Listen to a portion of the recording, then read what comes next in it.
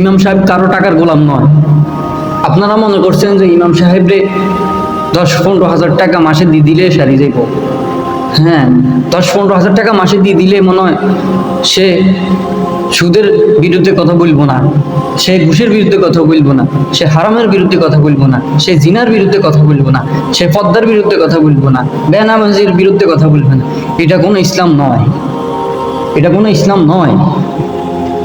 ইসলাম অন্যায়কে আশ্রয় দেয় না, ইসলাম অন্যায়কে সংশোধন করার জন্য বলে।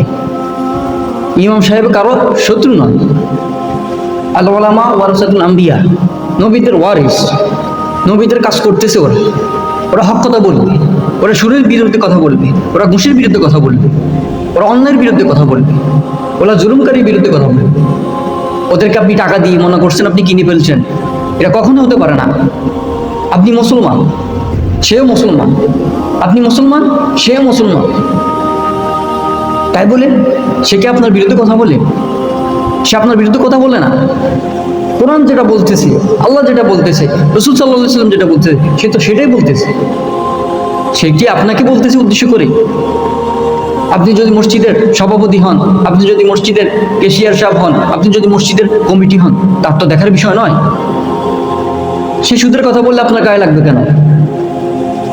সে সুদের কথা বললে আপনার গায়ের মধ্যে লাগবে কেন? হালাল হারাম মানেন না, তাহলে মসজিদের দায়িত্বশীল তাদের গায়ে লাগবে কেন? সে তো আপনাদেরকে বলতেছে না, সে বলতেছে হক কথা বলতেছে, যেটা বলা সেটা বলতেছে। সে একদিন এক জুমার দিন এক এক কথা বলবেই। তাই ইমাম বদলাবেন না, ইমামকে বদলাবার কোনো প্রয়োজন নয়। আপনারা বদলান, আপনারা বদলিলে সব ঠিক হয়ে যাবে।